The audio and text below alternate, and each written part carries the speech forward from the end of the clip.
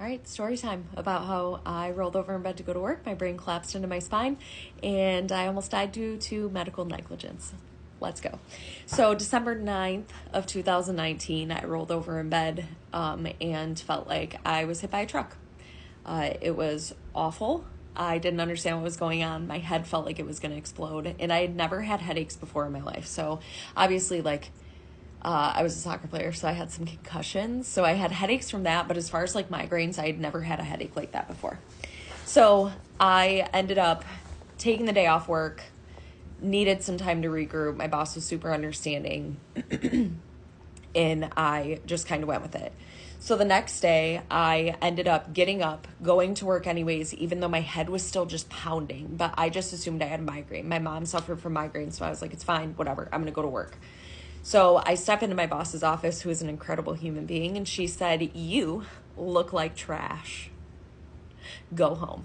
So I ended up leaving and he called my mom because I call her every time I'm in the car. I hope that some of you also have a mom that's like that like I call her for every minor inconvenience, right? So I was living with her at the time because we were working on purchasing our house. So I called her and was like, "Mom, I feel terrible. Like, I don't know what to do, but I feel awful." And as I'm talking to her, like, my leg starts shaking and I can't control it. Like, my leg is shaking. It is moving on its own. I no longer own my body. Okay.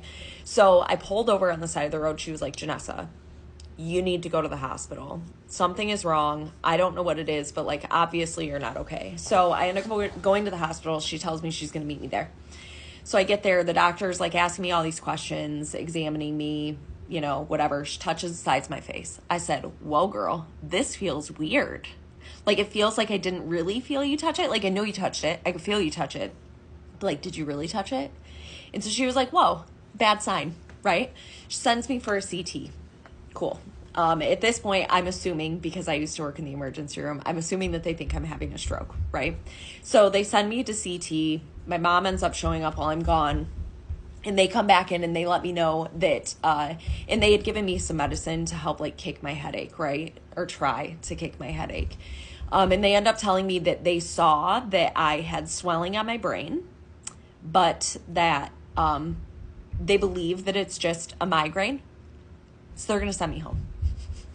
My mom was like, "Can you give her something in case it comes back, or like she still has it when all of this stuff wears off? Like, this isn't normal for her." So they end up giving me something for migraines and send me home. So I go home, go to sleep, try to sleep it off. Everything will be fine the next day. So I end up waking up the next day and try to walk from my bedroom downstairs to the couch. And I call my boss and I am sobbing.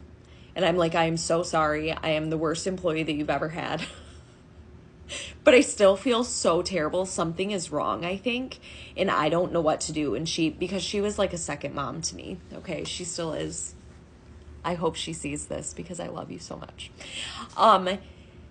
She says, "Go to the hospital. Like, something is definitely wrong. You need to be checked out again." And so I ended up waking my mom up and just saying, like, something is not right.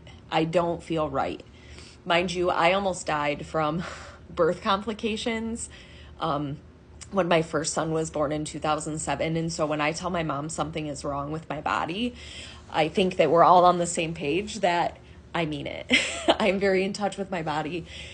So she ends up taking me to a bigger hospital in our main, big city that's near us. Okay. This is where the fun really begins. They listen to what I tell them about the day before when I was seen at the doctor there.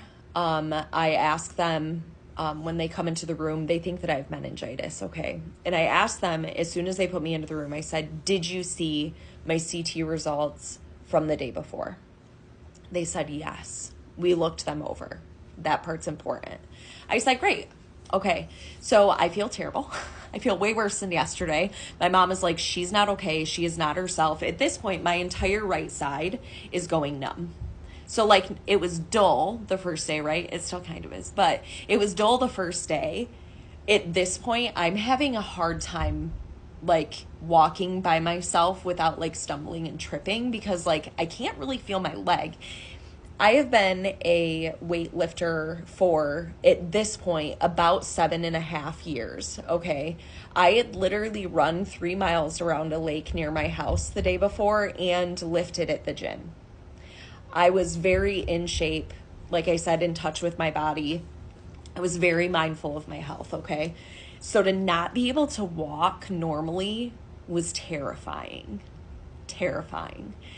So they end up telling me that they believe I have meningitis and they would like to do a lumbar puncture to test my fluid.